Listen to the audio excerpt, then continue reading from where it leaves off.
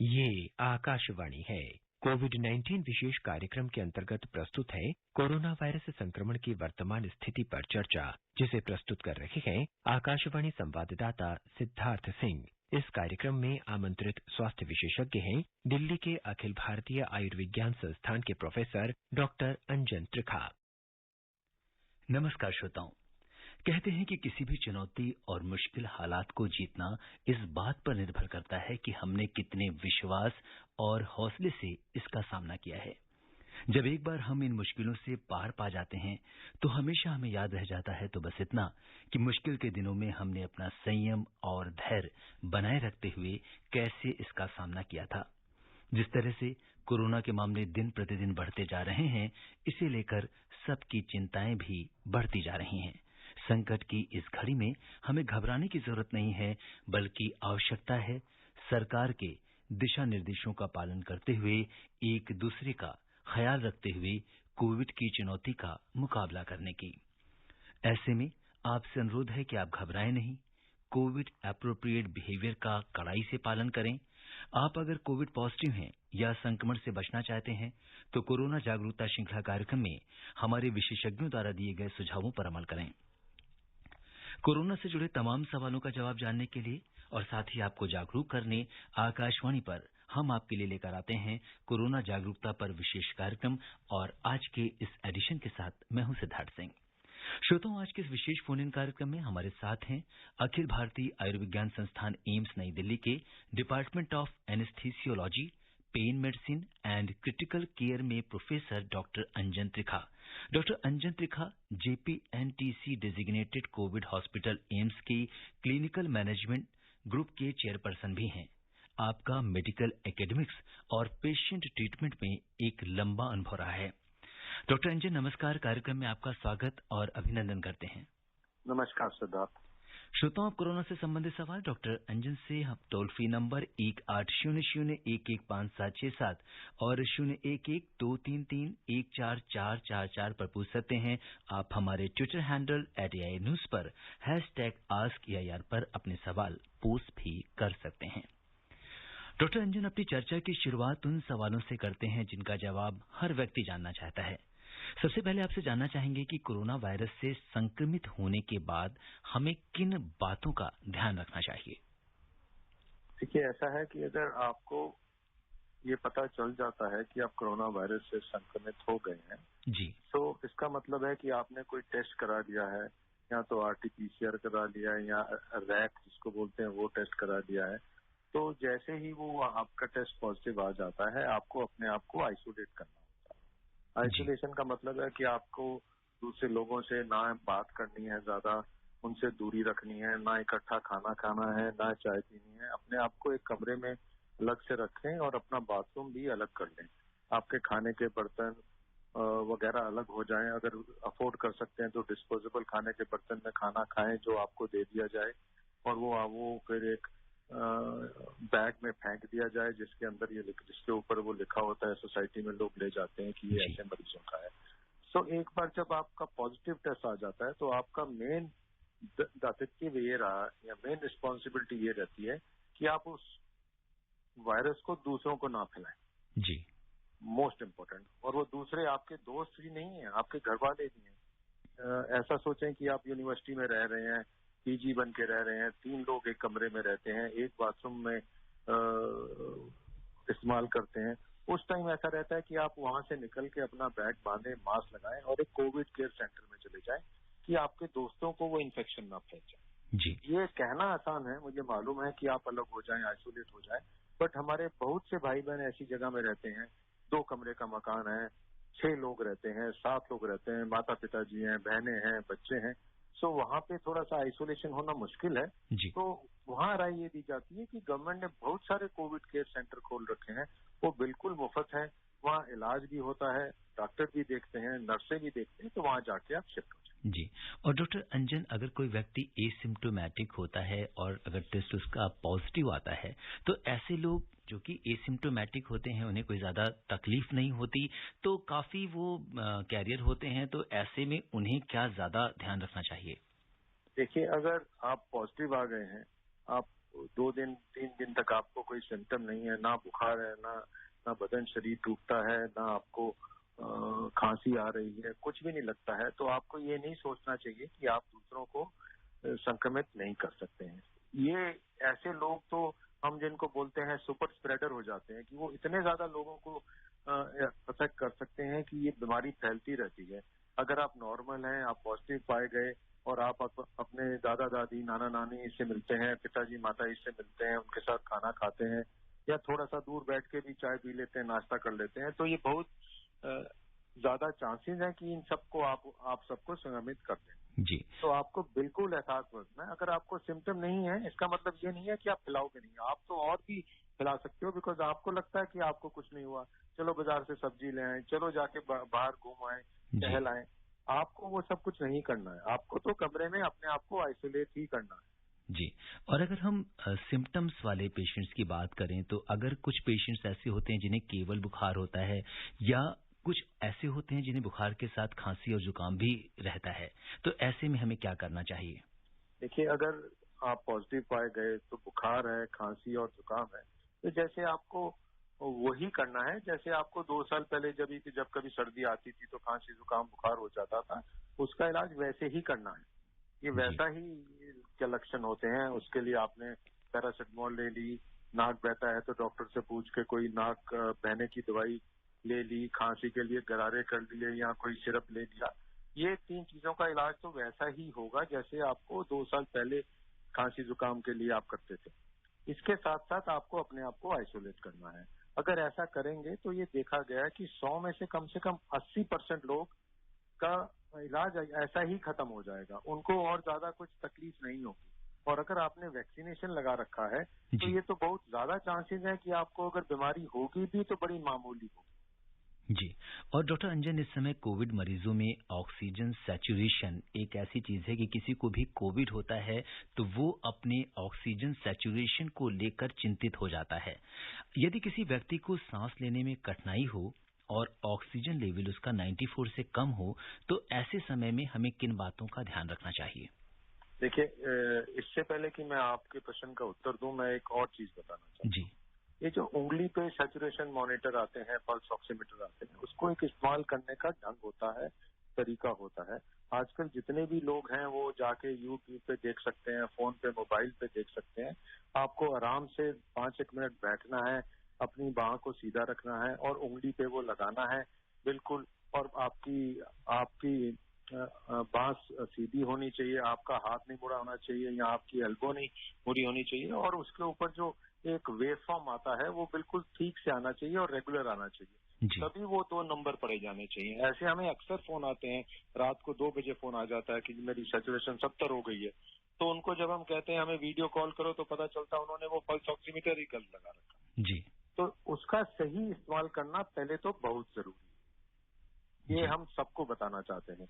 वैसे अगर आपको लगे कि उसके ऊपर आपको लग रहा है कि आपकी जो हार्ट की पल्स रेट है वो 150 आ रही है, तो आप अपने दूसरे हाथ पे अपने, जैसे डॉक्टर लोग पिक्चरों में नब्ज देखते हैं, गिन लीजिए। अगर वो भी ज्यादा हो तो तब उस पर विश्वास कीजिए। अब आपका प्रश्न है कि अगर 94 से कम हो, सांस लेने में तकलीफ हो, सैचुरेशन कम हो रहा हो, तो ये लक्षण है कि आपको कोशिश करनी चाहिए कि आप किसी अस्पताल की तरफ जाएं और अपने आप को डॉक्टर को दिखाएं और अस्पताल में भर्ती हो जाएं। ये लक्षण थोड़े से सीरियस किस्म के हैं। और अगर हम घर पे रहते हुए कई बार पॉसिबिलिटी नहीं होती, बेड्स अवेलेबल नहीं है और हम ये चाहते हैं कि घर पे रहते हुए कुछ इम्प्रूवमेंट आ जाए जब तक हम हॉस्पिटल में इंतजाम कर रहे हैं, तो क्या कुछ हम घर पे रहते हुए वो चीजें कर सकते हैं जिससे हमारा सैचुरेशन लेवल बेटर हो सकता है? हाँ, ये बहुत अच्छा सवाल है, क्योंकि आजकल अक्सर देखा गया है कि बिस्तरों की कमी है अस्पतालों में। जी। लोग जगह जगह जाना पड़ता है, बिस्तर नहीं मिलता है, लोग भाग रहे होते हैं। तो आप घर में कुछ चीजें कर सकते हैं जिससे आपके ऑक्सीजन का लेवल बढ़ जाए। एक तो ऐसा है कि अगर आपके कहीं रिश्तेदार के पास या किसी सोसाइटी में रहते हैं, वहाँ ऑक्सीजन कंसंट्रेटर है, तो वो ले आए और उसकी नली नाक से लगा लें और उसके मुंह बंद करके उसके थ्रू सांस लें। और 1-2 लीटर ऑक्सीजन देने से और मुंह से सांस लेने से आपकी ऑक्सीजन सैचुरेशन बढ़ सकती है। दूसरा आप क्या कर सकते हैं कि अगर आप घर में लेटे हुए हैं तो आप उल्टा लेटिए। उल्टा लेटने का मतलब है पेट के बल लेटिए अपने हिप्स के नीचे एक तकिया लगा लें, छाती के नीचे एक तकिया लगा के जैसे उल्टे सोते हैं वैसे वैसे लेटिए और गहरी गहरी सांस लीजिए। इससे इसको प्रोनिंग कहते हैं कि आप उल्टा होके लेट रहे हैं घर में, और कोशिश करिए जब तक लेट सकते हैं लेटिए। उससे क्या होता है कि जो आपके फेफड़ों में फेफड़े होते हैं जहाँ पे ऑक्सीजन की मात्रा नहीं पहुंच पाती, हवा नहीं पहुंच पाती और ऑक्सीजन का आदान प्रदान नहीं होता है, तो वो एरिया भी वहां पे भी हवा पहुंच जाती है। एक तो ये कर सकते हैं। दूसरी इंपॉर्टेंट चीज है, ये अक्सर देखा गया है हमारे लोगों में, हिंदुस्तानियों में, ट्रंकल ओबेसिटी हम जो बोलते हैं। पेट थोड़ा सा निकला हुआ होता है, पेट भारी होता है और पेट से आप उल्टे नहीं सो सकते। ये भी बड़ा अक्सर देखा गया। और ये मरीज अक्सर कहते हैं हम पेट के बल नहीं लेट सकते हैं। अगर वो नहीं लेट सकते हैं, 2 तकिए लगा के देख लीजिए, फिर भी नहीं लेट सकते हैं, तो फिर हम कहते हैं कि आप अपनी करवट लेके लेटिए। आधा घंटा एक तरफ लेट जाइए, फिर आधा घंटा दूसरी तरफ लेट जाइए और गहरे गहरे सांस लीजिए। तो ऐसा है कि अगर आप प्रोनिंग कर सकते हैं, पेट के बल लेट सकते हैं, नहीं अपनी एक तरफ साइड पे लेट सकते हैं, और 2-3 लीटर ऑक्सीजन, अगर 1-2 लीटर आप ऑक्सीजन कंसंट्रेटर या सिलेंडर से ले सकते हैं, तो आप काफी टाइम समय गेन कर लेंगे कि आपके रिश्तेदार थोड़ा सा देख के कहाँ एडमिशन मिल सकता है, वो के लिए आपको टाइम मिल सकता है। जी। और डॉक्टर अंजन, आपसे ये जानना चाहेंगे कि ऑक्सीजन कंसंट्रेटर की हम बहुत बात करते हैं और कुछ वर्ड्स ऐसे हैं जो इस समय कोविड के समय ही हमें पता चले, तो ऑक्सीजन कंसंट्रेटर और ऑक्सीजन सिलेंडर, इन दोनों में क्या अंतर होता है? देखिए, हाँ, ये बिल्कुल ठीक है। ऑक्सीजन कंसंट्रेटर अब घरेलू नाम हो गया है, जैसे पहले पीपी नहीं किसी को पता था। पिछली बार जब इन्फेक्शन हुई थी तो अब पीपी बिल्कुल एक हाउस होल्ड नेम जैसे हम बोलते हैं, घरेलू नाम हो गया है। तो जो ऑक्सीजन सिलेंडर होता है वो आप देखते हैं काले रंग का होता है और उसके शोल्डर सफेद होते हैं। इसके अंदर ऑक्सीजन भरी जाती है। ये बड़े बड़े टैंकों से इसमें ऑक्सीजन भर देते हैं और इसके ऊपर एक वैल्व होता है। वैल्व के ऊपर एक रिड्यूसिंग वैल्व होता है और एक नॉब सा होता है जिसके ऊपर नंबर भी लगे होते हैं, जिसको हम फ्लो मीटर बोलते हैं, जिससे आपको पता चल जाता है 1 लीटर, 2 लीटर, 3 लीटर ऐसे कितना जा रहा है। ये होता है ऑक्सीजन सिलेंडर, जो आप अक्सर देखते हैं। जैसे ये आप अपना बाजार जाते हैं, कोई वेल्डिंग कर रहा हो तो उसके वहां वो सिलेंडर पड़ा होता है, वो देखते हैं। तो ऑक्सीजन 2 तरह की होती है, एक मेडिकल ग्रेड ऑक्सीजन होती है, एक इंडस्ट्रियल ग्रेड होती है। इंडस्ट्रियल ग्रेड के अंदर ऑक्सीजन ये वेल्डिंग के मोस्ट कॉमनली इस्तेमाल की जाती है। तो सिलेंडर तो और वेरियस अलग अलग साइज के मिलते हैं। जो नॉर्मल सिलेंडर होता है आपकी कमर तक आता है, ये सबसे कॉमन देखा गया है। तो वो सिलेंडर पे अगर आपका वेल्व लगा हो, प्रेशर रिड्यूसिंग वेल्व बोलते हैं, उसके आगे फ्लो मीटर लगाओ, उसके आगे पाइप लगा के वो आपकी नाक से लग जाती है और उस पर आप 2 लीटर 3 लीटर करके आप उसको ऑन करके रख सकते हैं। जब सिलेंडर खाली हो जाता है तो उसके बाद उस सिलेंडर को भराना पड़ता है। वो आपको आपके घर नहीं भरा जा सकता, कहीं जाके ही भराया जाता है। ये तो हो गया ऑक्सीजन सिलेंडर। और ऑक्सीजन सिलेंडर आजकल तो कीमतें बहुत ज्यादा हैं। इसमें प्रेशर अबाउट 2000 PSI होता है। तो डिपेंडिंग अपॉन कि आप कितने लीटर हवा उसमें से ऑक्सीजन ले रहे हैं, वो आप उसके वो इस्तेमाल होता रहता है। तो डॉक्टर अंजन, यहाँ पे ये भी जान लेते हैं कि अगर हम ऑक्सीजन सिलेंडर का इस्तेमाल कर रहे हैं तो किन बातों का, उसका जो प्रेशर है वो हमें कितना रखना चाहिए, क्योंकि इस समय बहुत सारे आम लोग जिनके घरों में मरीज हैं वो ऑक्सीजन सिलेंडर लाते हैं, खुद ही उसको देना शुरू कर देते हैं, तो किन बातों का ध्यान रखें वो? देखिए, सबसे ज्यादा इम्पोर्टेंट है, हम अस्पताल में बैठ के हम जनरली लोगों को बोलते हैं कि कृपया अगर आपको ऑक्सीजन सिलेंडर के बारे में कुछ नहीं मालूम है और आपके पास कोई ऐसा डॉक्टर या नर्स नहीं है जो, या टेक्नीशियन नहीं है जो इनको मैनेज कर सकता है, तो ऐसी चीज मत लाइए। क्योंकि ऑक्सीजन एक बड़ी खतरनाक सी गैस होती है। इसके पास जरा बत्ती या धूप बत्ती जली हो तो एक्सप्लोड हो जाएगी। ये देखना है। इसके पास सिगरेट नहीं पीना है। कई बार हमने ऐसा देखा है कि जिस कमरे में ऑक्सीजन लगा रखी है वो मरीज के पास वो कुछ पूजा रख के सामान रख देते हैं, अगरबत्ती जला देते हैं। ऐसी पूजा करने के लिए वो अच्छी बात है, आप अपने भगवान की प्रार्थना कीजिए, बट ऑक्सीजन जैसी चीजों को इन चीजों से दूर रखना चाहिए। ये एक्सप्लोजिव होता है। दूसरी बात यह है कि ऑक्सीजन का सिलेंडर ले आए, बट आप अगर ऊपर की असेंबली नहीं आए, जो हम प्रेशर रिड्यूसिंग वाल्व कहते हैं और फ्लोमीटर कहते हैं, तो उसका कोई फायदा नहीं, वो तो और नुकसान हो जाएगा। अगर उसको आप ऑक्सीजन सिलेंडर को ऐसे खोलेंगे तो उसमें से इतनी तेज से ऑक्सीजन निकलेगी कि अगर उससे आपको चोट लग सकती है। आप थोड़ा सा झुक के करेंगे तो ये हमें मालूम है, हमारे अस्पतालों में भी अगर वो आंख पे लग जाए तो आदमी अंधा हो जाता है। तो ये ध्यानपूर्वक इस्तेमाल करना है। और हम जनरली बोलते हैं कि अगर आपको उसके बारे में कुछ नहीं पता है और आप टेक्निकली साउंड नहीं है तो आप ऑक्सीजन सिलेंडर की जगह कंसंट्रेटर का इस्तेमाल कीजिए। जी। और ये अब ध्यान डॉक्टर साहब रखें, कंसंट्रेटर के बारे में क्या कैसे हमें अब इस्तेमाल करना है? कंसंट्रेटर जैसे नाम बताता है, एक ऐसा यंत्र है जो एक छोटे से डब्बे की तरह होता है, वो बत्ती से चलता है और वो यूपीएस से भी चल सकता है, मतलब बैटरी से भी चल सकता है। उसके अंदर एक मोटर सी होती है और वो हवा खींचती है कमरे की, और दूसरी तरफ से वो ऑक्सीजन दे देती है नलकी से। तो इसके अंदर एक पदार्थ होता है जिसको हम जियोलाइट बोलते हैं। उसका जी। काम होता है कि वो जो हवा सक करते हैं अंदर, उसमें अंदर से नाइट्रोजन एब्जॉर्ब कर लेती है और बाकी का वो उधर दे देती है। तो आपको एक कंसंट्रेटर के द्वारा 85% से 95% तक, 95% तक ऑक्सीजन प्योर मिल जाती है। जी। उसके अंदर आपको ये फायदा रहता है कि इतनी ऑक्सीजन आपको मिल गई। छोटा सा यंत्र है जो आपके बेड के साइड पे आ गया, बत्ती से चलता है, बैटरी से भी चल सकता है, तो आपको ये मिलता रहता है, ऑक्सीजन ये चल सकती है और ये आप 2, 4, 5, 6, 8 घंटे चला जी। सकते हैं। और जो इसके अंदर पदार्थ होता है जो नाइट्रोजन एब्जॉर्ब करता है, वो अपने आप रीजनरेट होता रहता है। तो जी, इसे इसलिए रिफिल कराने की जरूरत नहीं है। रीफिल कराने की जरूरत नहीं होती है। फर्क ये होता है कि इसके अंदर सिर्फ ऑक्सीजन आपको फ्लो रेट पे डिपेंड करता है। जी। 85 से 95% तक पीओटी में मिल जाती है और सिलेंडर से आपको 100% तक मिल सकती है। जी। बट अगर एक मरीज है, उसको ये 90% भी ऑक्सीजन मिल जाती है, उससे भी उसका काफी हद तक बहुत सारा टाइम मिल जाता है कि उसको कहीं शिफ्ट करना जी। पड़े या एम्बुलेंस में का इंतजाम कर रहे हैं, भागा दौड़ी कर रहे हैं बिस्तर के लिए, जी। तो आपको काफी समय मिल जाए। और डॉक्टर अंजन, इससे पहले कि हम श्रोताओं के सवालों को लें, 2-3 सवाल मेरे हैं जिसका जवाब बहुत संक्षेप में जल्दी से आपसे चाहेंगे। इस समय बहुत सारे मरीज स्टेरॉयड का प्रयोग कर रहे हैं। स्टेरॉयड का प्रयोग करते समय किन बातों का ध्यान रखना चाहिए? देखिए, ये बिल्कुल अच्छा सवाल पूछा आपने। स्टेरॉयड अगेन, जैसे हमने बोला, पहले पीपी एक घरेलू नाम था, फिर कंसंट्रेटर घरेलू नाम बना और अब स्टेरॉयड घरेलू नाम हो गया। जी। हर आदमी स्टेरॉयड खा रहा है, हर आदमी को बुखार होता है, किसी के वो स्टेरॉयड लेना शुरू कर देता है। हम आपको बताना चाहते हैं कि स्टेरॉयड एक खतरनाक दवाई है, पहली बात है। इससे फायदा होने के अपनी जगह होता है, इससे नुकसान भी हो सकता है। तो स्टेरॉयड आप डॉक्टर के कहने से ही खाएं, सबसे पहली बात। जी। बीमारी में अर्ली खा लेंगे, कई लोग सोचते हैं आज मुझे बुखार हुआ, कल ठीक नहीं हुआ तो मैं स्टेरॉयड खा लूं, तो आप अपना नुकसान कर रहे हैं। ये आप ध्यान रखें। आजकल हमारे पास बहुत मरीज ऐसे आ रहे हैं, उन्होंने अपने आप स्टेरॉयड खाना शुरू कर दिया और वो बिल्कुल बुरे हाल में आ रहे हैं कि अब जान को बनाई, वेंटिलेटर पे चले गए हैं, क्योंकि उन्होंने अपने आप स्टेरॉयड खाने की कोशिश करी और अपने आप दवाई बाजार से लेके खा ली। ऐसा मत कीजिए।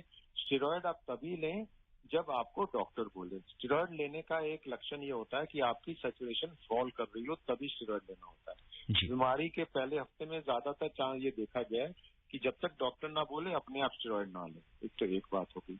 दूसरी बात है, जब आप स्टेरॉयड लेते हैं और आप डायबिटीज से सफर करते हैं तो आपके ब्लड शुगर बढ़ सकता है। जी। ये एक साइड इफेक्ट होता है स्टेरॉइड्स का। तो अगर आप शुगर के बीमार पेशेंट हैं, आप स्टेरॉइड लेते हैं, तो आप अपना ब्लड शुगर बार बार घर में अगर चेक करते हैं तो बार बार कीजिए और डॉक्टर की सलाह मान के अगर इंसुलिन लेते हैं तो उसको बढ़ाना पड़ेगा, या टैबलेट लेते हैं शुगर की तो उसको रेगुलेट करना पड़ेगा, तो डॉक्टर से बात करें। जी। तीसरी चीज है कि स्टेरॉइड खाने से कभी कभी ब्लड प्रेशर भी बढ़ जाता है, तो उसका भी ध्यान रखना पड़ेगा। तो इसीलिए स्टेरॉइड लेने के लिए डॉक्टर को की सलाह लेना बड़ा जरूरी है और उससे पूछ के कि अगर ये स्टेरॉइड खाने से ये सब लक्षण हो जाएं तो इसका मुझे क्या करना पड़ेगा, आपको ये ख्याल रखना चाहिए। जी। और इसके साथ ही एक HRCT है जिसको लोग अपने से करवा रहे हैं, जो भी कोविड पेशेंट होते हैं। तो लोगों के अंदर इतना डर है कि उन्हें लगता है कि उनके लंग्स में कोई बड़ी प्रॉब्लम आ गई है और वो बिना किसी प्रिस्क्रिप्शन के HRCT की ओर जाते हैं, उसकी वैल्यू को खुद से इंटरप्रेट करते हैं और समझने की कोशिश करते हैं कि कितना नुकसान हुआ है। इसके बारे में आप क्या कहेंगे? हाँ, मैं HRCT के बारे में बताऊं इससे पहले मैं स्टेरॉइड के बारे में एक चीज जी। किया जी। कि स्टेरॉइड को खाली पेट नहीं खाना होता है। पेट में जलन सी होने लग जाएगी और भी साइड इफेक्ट हो सकते हैं। तो बाकी जो चीजें हमने बताई वो बताई। एक खाली पेट ना खाने की भी एक आपको प्रिकॉशन लेनी पड़ेगी। जी। अब हम सीटी स्कैन पे आते हैं। अब सीटी स्कैन भी एक हाउस होल्ड नेम हो गया ये पैंडेमिक में, कोविड में। तो सीटी स्कैन में क्या वो छाती का लंग्स का सीटी स्कैन करने से आपको पता चल जाता है कि आपको कोविड का निमोनिया है कि नहीं है, और उसका एक स्कोर होता है जो 25 में से भी हो सकता है और 40 में भी हो सकता है। 25 में से नॉर्मली स्कोर देते हैं, तो लोगों ने आपको कहा कि जी आपका 50% लंग डैमेज हो गया, तो 12-13 स्कोर होता है 25 में से, तो उसको हम रोजमर्रा की भाषा में बोल देते हैं 50% इफेक्ट हो गया। जी आपको ये ख्याल रखना पड़ेगा कि सीटी स्कैन कराना लाजमी नहीं है। हम फिर बोल रहे हैं, जरूरी नहीं है। आपको अगर लक्षण है तो आप अपना RT-PCR कराइए और बस। आपको एक्सरे मशीन के नीचे लटाने की कोई जरूरत नहीं है। जी सीटी स्कैन से जो एक्सरे की रेडिएशन निकलती है उससे आपकी बॉडी पे भी साइड इफेक्ट हो सकते हैं। जी सीटी स्कैन अगर पुराना है या नया है उसके मुताबिक उसमें से एक्सरे निकल बॉडी पे इफेक्ट कर सकते हैं, बट जिस चीज की जरूरत ही नहीं है वो आपको नहीं कराना। जी बिल्कुल। और डॉक्टर अंजन, अब बहुत सारे हमारे लिसनर्स हैं जिनके सवालों को ले लेते हैं और एक एक करके आपसे जवाब जानना चाहेंगे। और सबसे पहले हमारे आज के फर्स्ट कॉलर हैं मुरैना मध्य प्रदेश से हरिबिलास सिंह तोमर जी। हेलो तोमर जी, नमस्कार। सर जी, स्वागत है आपका कार्यक्रम में। बताइए क्या जानना चाहते हैं आप। धन्यवाद सर। मेरा प्रश्न ये है कि कोरोना की जो दूसरी लहर आई है उसमें विदेशों में कौन से उपाय अपनाएगा जिससे वहाँ इसका असर कम है? क्या वो उपाय भारत में नहीं अपनाए जा सकते? जी डॉक्टर अंजन। देखिए, ऐसा है, जो हमारे देश में दोबारा कोरोना की लहर आई है वो बाहर वाले मुल्कों में भी आई है। ऐसा नहीं है कि बाहर वाले मुल्कों में भी नहीं आई है। बाहर वाले देश अब तीसरी लहर की भी तैयारी कर रहे हैं। ये दूसरी लहर हमारे यहाँ ज्यादा खतरनाक सी हो गई है, बिकॉज इसका कारण हम ही लोग हैं। हमने सारे अपने जो कोविड बिहेवियर है छोड़ दिया है। हम सब ने इकट्ठे होके अपनी शादियां, पूजा पाठ जो भी है इकट्ठे होना शुरू कर दिया है। उससे ये चीज फैल गई। जी, और अब सरोज पांडे जी से जुड़ते हैं उत्तराखंड से और जानते हैं कि उनका क्या सवाल है। हेलो। हाँ जी। जी सर। जी सरोज जी, नमस्कार। जी नमस्कार सर। सुन लिया सर, आप मेहमानों को भी और आपको भी। जी बताइए क्या जानना चाहते हैं। मेरा सवाल है सर। जी हेलो। जी, हम आपको सुन पा रहे हैं, बताइए। जी मेरा सवाल ये सर कि जैसे जो टीके लग रहे हैं दो चरणों में लग रहे हैं, पहले इसके बाद फिर ड्यूरेशन दे करके 1 महीने का, इसके बाद दूसरा, तो उस बीच में इम्यूनिटी पावर 0 हो जा रहा है, ऐसा बहुत लोग बता रहे हैं। तो उस इम्यूनिटी पावर को बनाए रखने के लिए तो क्या उपाय किए जाने चाहिए ताकि इम्यूनिटी पावर मेंटेन रहे? जी डॉक्टर अंजन, ये सोशल मीडिया पे भी बहुत सारे फॉरवर्ड्स चल रहे हैं कि जब हम वैक्सीन लेते हैं। बता देता हूँ। जी तो देखिए, ऐसा है, जो वैक्सीनेशन लगाते हैं वो और पहला एक टीका लगता है, फिर अगर एक तरह का लगाए तो दूसरा टीका 4 हफ्ते बाद लगेगा, और अगर दूसरा वैक्सीन है तो अभी एक के बाद से 6 से 8 हफ्ते बाद दूसरा टीका लगेगा। ये एक स्टैंडर्ड रूल बना दिया है सरकार ने, जो सबसे ठीक है। अब आपका ये कहना कि एक टीका लगाने के बाद और दूसरा टीका लगाने से पहले इम्यूनिटी 0 हो जाती है, ये ठीक नहीं है। ऐसा नहीं है। ऐसा है कि जब आप एक टीका लगा देते हैं उसके बाद लोगों को क्योंकि इन्फेक्शन हो रहा है तो वो सोचते हैं इम्यूनिटी 0 हो जाती है। ऐसा नहीं है। आपको उस दौरान, क्योंकि इम्यूनिटी है ही नहीं, उस कोरोना की इम्यूनिटी तो है ही नहीं आपको के इंजेक्शन लगाने के बाद, वो दूसरे इंजेक्शन लगाने के 2 से 3 हफ्ते बाद आपके अंदर एंटीबॉडी बनती है और आप कोरोना के वायरस से लड़ने की आपकी बॉडी की क्षमता बढ़ जाती है। जी, और यहाँ पे बात का आपको ध्यान रखना है कि पहली इंजेक्शन के बाद और दूसरे इंजेक्शन के बाद आपको अपना कोविड बिहेवियर नहीं छोड़ना है, और दूसरे इंजेक्शन लगाने के 15 दिन बाद भी, 3 हफ्ते बाद भी, 4 हफ्ते बाद भी आपको कोविड बिहेवियर नहीं छोड़ना है, क्योंकि ये कोरोना वायरस म्यूटेट हो रहा है और अगर कोई और स्ट्रेन से आपको इन्फेक्शन हो सकता है। जी, इस बात का आपको ध्यान रखना है। हम ये सिर्फ इम्पोर्टेंट है कि अगर आपको दोनों वैक्सीन लग गए हैं, 3 हफ्ते बीत गए दूसरे इंजेक्शन के बाद, आपकी एंटीबॉडी बन जाती है, इम्यूनिटी बढ़ जाती है, तो आपकी बॉडी वायरस से लड़ने की ताकत पा लेती है। अगर इसके बावजूद आपको इन्फेक्शन होगी तो वो कम होगी, आपको अस्पताल नहीं जाना पड़ेगा। जी, और डॉक्टर अंजन, यहाँ से एक और सवाल आता है कि अगर किसी व्यक्ति को पहली डोज उसने लिया और उसके बाद उसे दूसरी डोज के दरमियान बीच में अंतराल में उसे अगर कोविड पॉजिटिव हो जाता है तो सेकेंड डोज उसे कितने दिनों के बाद लेनी होगी? अगर उसको पहली डोज के बाद किसी भी कारण वो दोबारा पॉजिटिव हो गया, इन्फेक्शन हो गई, उसका इलाज करना पड़ा, तो जो दूसरी डोज है वो जो सरकार कहती है कि 4 हफ्ते बाद लो या 6 से 8 हफ्ते के बाद, वो उसको उस टाइम पे नहीं लेना है। जब वो ठीक हो गया है उसके 4 से 5 हफ्ते बाद उसको दूसरा इंजेक्शन लगाना है। 4 से 5 हफ्ते बाद। और अगर कोई नॉर्मल व्यक्ति है जैसे कोविड हो गया, उसने अभी एक भी डोज नहीं ली है, तो अब उसे कितने दिनों के बाद फर्स्ट डोज लेनी होगी? देखिए, अगर एक नॉर्मल पर्सन है, उसे कोविड हो गया है और वो ठीक हो गया है, और वो एसिम्टोमेटिक है तो उसको भी वही कोविड होने के 4 हफ्ते बाद पहला इंजेक्शन ले लेना चाहिए। जी। और इस बीच बड़ौद से हमारे साथ महेश शर्मा जी कार्यक्रम में जुड़ गए हैं। महेश जी नमस्कार। नमस्कार जी। जी बताइए महेश जी, क्या जानना चाहते हैं? छोटे बच्चों को कोरोना से कैसे बचाएं, कृपया सबको समझाकर बताइए। आपका बहुत बहुत धन्यवाद। जी डॉक्टर अंजन, बच्चों को लेकर बहुत चिंताएं हैं। जी, छोटे बच्चों को लेकर सबको चिंता रहती है, बट ये थोड़ी सी अच्छी बात है कि जो पहले होता था, पहली सर्ज में हमने देखा था कि बच्चों को ज्यादा इन्फेक्शन नहीं हो रहा है, बच्चों को जो लक्षण होते हैं ज्यादा नहीं होते हैं, और अगर होते भी हैं तो सिर्फ पैरासिटामोल देके, बुखार की दवाई देके वो कंट्रोल में आ जाते हैं, वो इतने सीरियस नहीं होते हैं। और अभी बच्चों को लगाने वाली पूरी दुनिया में कोई वैक्सीनेशन नहीं बनी है, ना ही किसी भी सरकार ने अलाउ किया है। अब बच्चों को कैसे बचाएं? बच्चों को बचाने के लिए वही कोविड बिहेवियर करना पड़ेगा। उनको इकट्ठे स्कूल में खाना नहीं खाना है, बच्चों के साथ खेलना नहीं है, घर में ही रहना है, और अगर कोई ऐसा लक्षण पाए जाए तो उसका टेस्ट करा लें, क्योंकि बच्चों को टेस्ट पॉजिटिव आ जाता है, उनको लक्षण बेशक मिनिमल हो या ना हो, बट वो दूसरों को फैला सकते हैं। इसलिए बोला जाता है कि अगर बच्चों को खांसी जुकाम हो और अगर टेस्ट कराएं पॉजिटिव हो जाए तो उनको अपने दादा दादी, नाना नानी के साथ जाके खेलना या गले मिलना नहीं चाहिए। जी बिल्कुल। और डॉक्टर साहब, इसी से जुड़ा हुआ हमारा एक सवाल ईमेल पर आया है। ये कह रहे हैं कि हस्बैंड वाइफ दोनों पॉजिटिव हैं, बच्चा इनका 3 साल का है, वो दोनों पॉजिटिव हो गए तो क्या बच्चे का कोविड टेस्ट कराना होगा? देखिए, ऐसा है कि अगर हस्बैंड वाइफ दोनों पॉजिटिव हो गए हैं और बच्चे को कोई लक्षण नहीं है तो कोई टेस्ट कराने की जरूरत नहीं है। तो ऐसा नहीं, अगर बच्चा, कई बार ऐसा देखा गया है कि हस्बैंड वाइफ पॉजिटिव है, बच्चा 1 साल का है और कोई ऐसा फैमिली मेंबर भी नहीं है कि उसको, बच्चे को कोई और रख सके या दूर रख सके, तो आप बच्चे को अपने पास ही रखें।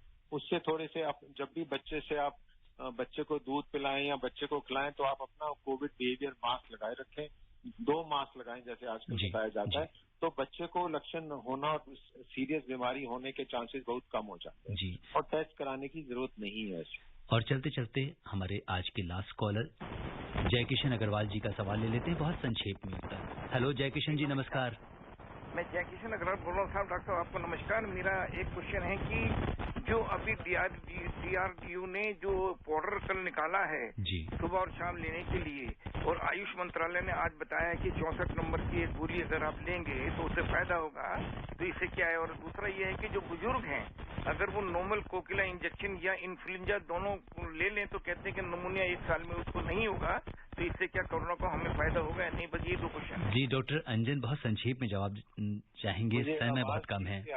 जी डॉक्टर साहब, ये DRDO ने जो अभी अपनी नई कोविड के लिए ड्रग लॉन्च की है उसके बारे में जानना चाहते हैं। पहली चीज उसका है, जो नई दवाई लॉन्च हुई है अभी और सरकार ने, ड्रग कंट्रोल ने अलाउ कर दिया है, अभी इसके लॉन्ग टर्म या ज्यादा स्टडीज से रिजल्ट आने बाकी हैं।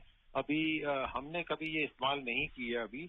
अगर अभी आपको कोई डॉक्टर इस्तेमाल करना के लिए ये एडवाइस करे तो उसके जो डॉक्टर का उसको फॉलो कीजिए। अभी हमें कुछ समय बाद ही पता चलेगा जब ये बहुत सारे लोग इस्तेमाल करेंगे और स्टडीज होंगी कि इसका क्या इफेक्ट है। जी, और अब समय इजाजत नहीं दे रहा कि हम इस चर्चा को आगे बढ़ाएं। डॉक्टर अंजन, आप कोविड-19 के इस विशेष कार्यक्रम से जुड़े और आपने श्रोताओं के प्रश्नों का उत्तर दिया, हमसे चर्चा की, आपका बहुत बहुत धन्यवाद और आभार। थैंक यू, शुक्रिया। श्रोताओं, आपसे यही कहेंगे कि डॉक्टर अंजन ने आपको कोरोना से बचने के लिए जो भी सावधानियां बताई हैं आप उनका पालन कीजिए। कोरोना का संक्रमण बहुत तेजी से बढ़ रहा है, इसलिए आप कोविड एप्रोप्रिएट बिहेवियर का पालन करें और आप स्वस्थ और खुशहाल रहें। इसी कामना के साथ दीजिए मुझे अनुमति। नमस्कार। कोविड-19 विशेष कार्यक्रम के अंतर्गत अभी आप सुन रहे थे कोरोना वायरस संक्रमण की वर्तमान स्थिति पर चर्चा, जिसे प्रस्तुत कर रहे थे आकाशवाणी संवाददाता सिद्धार्थ सिंह। इस कार्यक्रम में आमंत्रित स्वास्थ्य विशेषज्ञ थे दिल्ली के अखिल भारतीय आयुर्विज्ञान संस्थान के प्रोफेसर डॉक्टर अंजन त्रिखा। ये कार्यक्रम आकाशवाणी के समाचार सेवा प्रभाग द्वारा प्रस्तुत किया गया। इसे आप हमारे mobile app news on AIR पर भी सुन सकते हैं। इस कार्यक्रम के संबंध में अपनी प्रतिक्रिया आप हमें ईमेल कर सकते हैं। पता है airnsttalks@gmail.com। ये कार्यक्रम फिर से सुनने के लिए लॉग ऑन करें हमारी वेबसाइट newsonair.com।